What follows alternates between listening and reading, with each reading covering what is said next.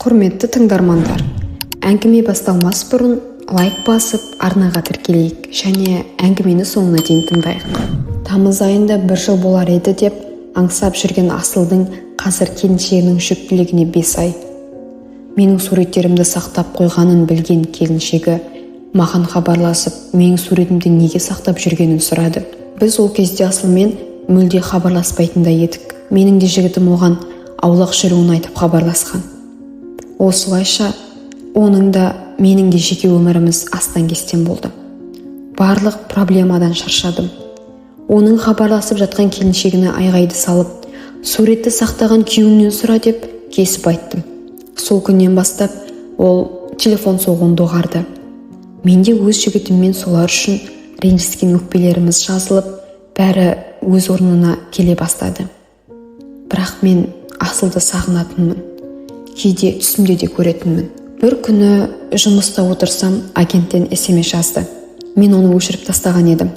Ассаламалейкум. Қатыр түнді қалай қарсы алдыңыз деп. Сағыныштан сарғайып жүрген біраз ойланып оған суық жауап жаздым. Ол әңгімесін жалғастырып, жағдайымды, жігітімді сұрап, қызыңа ие болмайсың ба деген сөзді артық айттым. Сіздің сол сөз үшін жауап беретініңізді ойламадым, кешіріңіз деп жазыпты.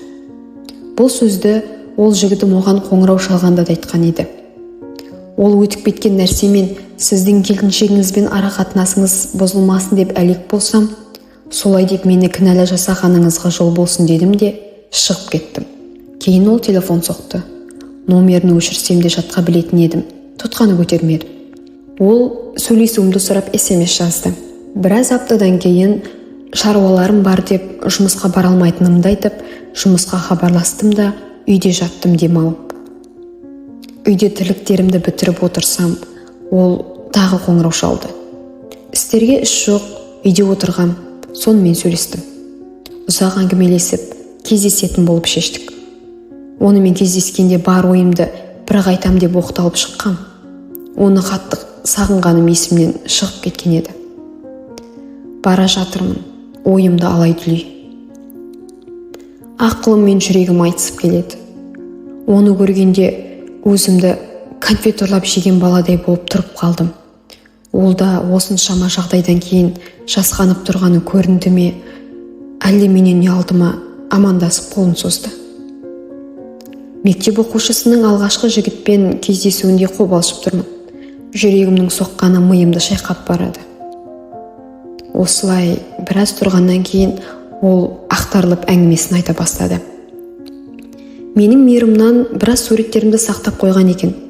Сол суреттің біреусі әйелінің қолына түсіпті. Әлгі оған сеніп келген қыз жылап, бұл кім деп жауап күтеді. Менің ашығым деп айтам ба, үндемедім дейді. Қазір оған звондады, боқта оны деп айтты дейді. Мен боқтамаймын деп телефонды алайын десем бермей, сенің номеріңді алды да маған берді дейді. Мен алып сізге енді сөйлеспей-ақ қояйық дедім. Содан ол боқтамадың деп ашуланып, сабырым таусылып екеуміз айқайласып, бір апта сөйлеспей жүрдік. Жерге төсек салып жаттым. Ол кешіріңіз, қателестім деп жүгіріп жүрді. Бұл жүрісім дұрыс емес деп сіздің номеріңізді өшірдім. Агенттен игнорға жібердім. Суреттеріңізді өшірейін деп қарасам, тығып жүрген 128 сурет. Соның 3-ін алып қалғанын өшірдім. Бірақ сіз бір сәтке ойымнан кетпедіңіз. Тіпті келіншегімнің қасында сізді армандаймын деді. Мен енді естімеген осы қалып еді. Ештеңе білгім келмейді. Оны сыйлаңыз, оған үйлендіңіз. Мен жігітімнің ата-анасымен танысамын дедім. Осыдан кейін екеуміз үнсіз тұрдық. Жұмыс бабы, бос әңгімелер, тағы да үнсіздік. Ол маған ұзақ қарап тұрып, жаным, сізді қатты сағындым деп, қатты құшақтап, сізді ұмыта алмаймын деп сыбырлады. Оның әрбір демінде сағыныштың лебі болды. Құдай-ау, олай болса сізді біреу қинап үйлендірді ме дедім. Ол, жаным, ол кезде мен бұлай боларын білмедім. Сіз биыл күйеуге шықпаймын дегенде асығыстық жасадым. Аяғыңызға жығылып сұрағанда жоқ дедіңіз. Мен ашумен қайттым да қателестім, деді. Ойым сан жақта. оның әрбір жаным деген сөзінен еріп барам. Ақыр түбі сезіміме ерік бердім. Байлауда тұрған аңды жібергендей, арманым орындалғандай, тұла бойым осы уақытқа дейін тек соны аңсағандай жүрегім тулап барады. Бұл ұзаққа бармайды білем. Әке болғанда мені ұмытып кетеді, оны да білем.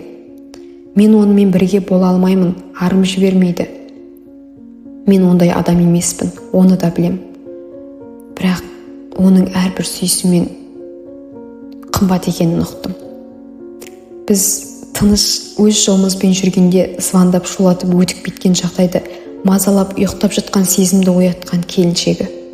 Жоқ, бәленің бәрін шығарып, болмағанды болдырып, енді міне оның күдігі орындалып жатыр. Сол бір жағдай біздің құштарлығымызды арттырғандай. Әңгіме осымен соңына жетті.